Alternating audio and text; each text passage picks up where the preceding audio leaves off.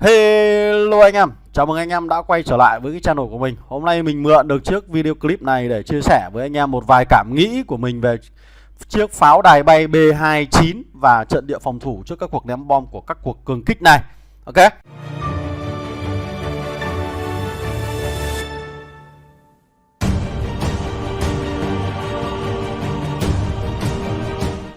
Trước tiên thì tình huống mà anh em đang nhìn thấy ở trong clip là quá trình xây dựng CC của Race, một clan của S9 trong chiến trường của mình. Họ đã rất nỗ lực khi mà bò từ góc 1 giờ xuống với S1E ở góc 5 giờ. Và bây giờ họ đang tiến hành xây dựng cứ điểm của mình. Quá trình xây dựng, Bộ Tư lệnh Race và S1E đã huy động hàng chục chiếc tập đoàn quân xe tăng hạng nhẹ, hàng trăm chiếc máy bay tiêm kích siêu thanh nhằm bảo vệ vùng trời của Race, duy trì cái quá trình xây dựng Bộ Tư lệnh. Một khi mà Race xây dựng thành công thì họ sẽ có khả năng là làm bàn đạp phối hợp với S1E cùng đẩy ngược lại với KFTF nó dễ dàng hơn.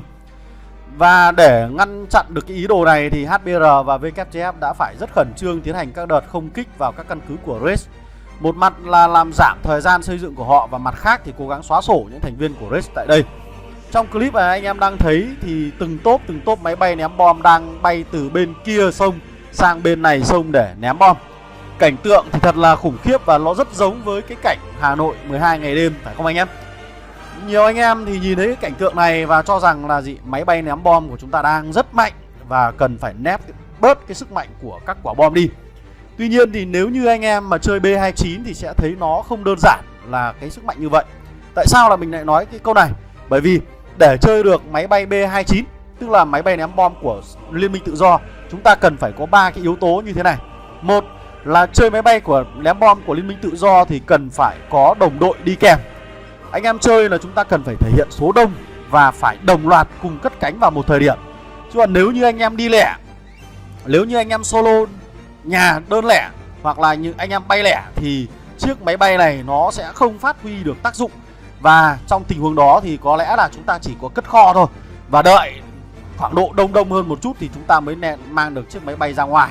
Còn đâu thì hầu như là trong toàn bộ cuộc chiến, nếu như chúng ta không phát động các cuộc tấn công đường không thì máy bay của chúng ta sẽ đắp chiếu ở nhà.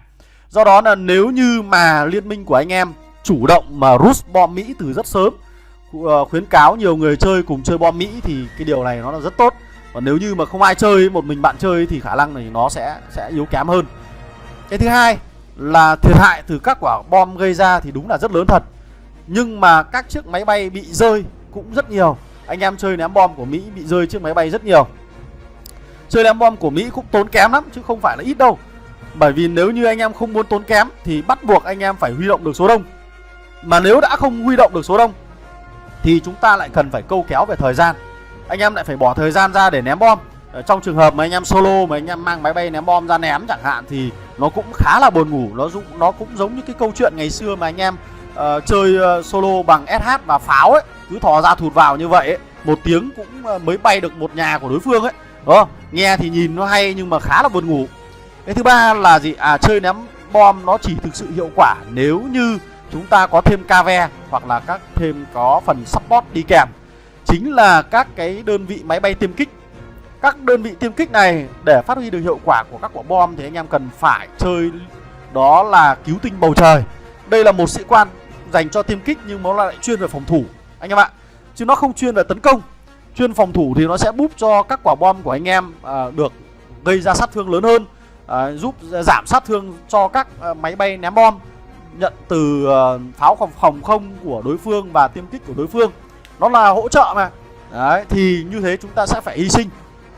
Đấy, chứ còn nếu không mà anh em không có các cái con hàng support đi kèm như thế này thì các chiếc máy bay của ném bom của anh em mà bị dính đạn thì các quả bom nó sẽ bị giảm sát thương đi rất nhiều, nó sẽ không thấm nữa.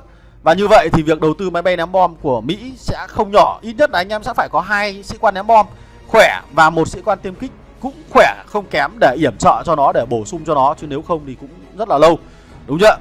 Ngoài ra thì đấy là 3 yêu cầu rất là tiên quyết để chúng ta có thể chơi được máy bay ném bom của Mỹ, đúng không? Nhưng mà cái bên phía counter thì sao? Bên phía mà đối phương mà họ phòng chống chiến thuật này thì cũng rất đơn giản. Đối thủ chỉ đơn giản là chúng ta sử dụng các đơn vị xe tăng hạng nhẹ. Đây là một trong những đơn vị nổi bật trong thời gian gần đây. Và các đơn vị tiêm kích đấy, bay trên bầu trời. đối với các đơn vị xe tăng hạng nhẹ thì chúng ta đứng ở dưới đất, chúng ta bắn hỏa lực lên. Còn đối với các cái tiêm kích thì chúng ta sẽ vo ve, chúng ta bảo vệ trên bầu trời. Càng nhiều tiêm kích thì cái việc mà đối phương sử dụng máy bay ném bom lao vào trận địa tiêm kích của anh em nó giống như lao vào thiêu thân đấy anh em ạ. Trông như thế này thôi nhưng mà cũng chết rất nhiều máy bay ném bom. Nó giống như các con thiêu thân lao vào bóng đèn đấy, kiểu như vậy. Đó. Mà anh em chỉ chơi tiêm kích không thôi thì chúng ta còn có khả năng là đấu với tiêm kích của đối phương, rồi là bắn máy bay ném bom của đối phương. Đấy, rất nhiều tác dụng và vai trò. Nhưng nếu như chơi máy bay ném bom thì chúng ta lại phải đầu tư cả tiêm kích nữa. Như vậy là nó tốn kém gấp đôi. Đó. Và cái thứ hai, để phòng chống được thì nếu như anh em là mục tiêu của mà đã bị đối phương nó ngắm bắn, tức là nó tác cờ ở trên đầu và các chiếc máy bay nó sẽ cất cánh từ căn cứ của người chơi, nó bay đến cái mục tiêu là anh em, thì anh em sẽ chỉ đơn giản là chúng ta hóa thân thành xe tải và di chuyển nó cái căn cứ của chúng ta ra một cái vị trí khác. Ngoài ra thì trong cái quá trình mà căn cứ của anh em có đơn vị thì chúng ta cho các đơn vị lính này đi ra bên ngoài trước, cách đấy khoảng mấy ô, sau đó chúng ta mới hóa xe và di chuyển ra vị trí khác. Như vậy thì cái việc là sát thương từ các quả bom nó sẽ giảm đi rất nhiều. Đấy, và nó sẽ không bị ảnh hưởng mấy nữa. Và nó gây ra cái sự ức chế cho đối phương khi mà chúng ta ném bom. Bởi vì cứ bay đến gần đến nơi thì anh em lại hóa thành xe tải và chúng ta lại trốn ra chỗ khác. Đó, nhiều anh em lại chê hỏa lực đối không của xe tăng hạng nhẹ nó yếu, hoặc là hỏa lực đối không của pháo phòng không nó cũng rất yếu. Nhưng cá nhân mình thì không thấy thế. Anh em nào chơi máy bay ném bom của Mỹ thì chúng ta sẽ thấy rằng là nó bắn rất rát. Đứng im một lúc ném được 5 quả bom, Tiểu Tiên Vàng ném được 5 quả bom thôi thì ít nhất cũng phải dụng được đến 2 đến 3 chiếc ném bom của Mỹ. Đó. Thêm nữa thì chúng ta đã thấy được một tín hiệu rất tốt từ Dep nói rằng là ở bản 5.1 chúng ta sẽ có khả năng sở hữu các cái khẩu pháo phòng không có khả năng bắn đạn nổ. Nghĩa là gì? Một viên đạn sẽ trúng được nhiều máy bay ném bom hơn hiện tại. Đấy, điều này xuất phát từ sự đề xuất của nhiều anh em cho rằng là pháo phòng không của chúng ta bắn như mắt muỗi khi không thể đối phó được các máy bay ném bom. Tuy nhiên thì có một số anh em lại lên diễn đàn Webat Việt Nam thì yêu cầu rằng là tăng cường sức mạnh cho máy bay ném bom của Mỹ đi, bởi vì nó quá phế, nó không đánh được. Đúng không? Nhiều ý kiến quá. Đấy, thì vậy thì quan điểm của anh em như thế nào thì hãy để là ở lại phần bình luận nhé. Còn bây giờ xin chào và hẹn gặp lại anh em ở trong các video clip lần sau. Goodbye.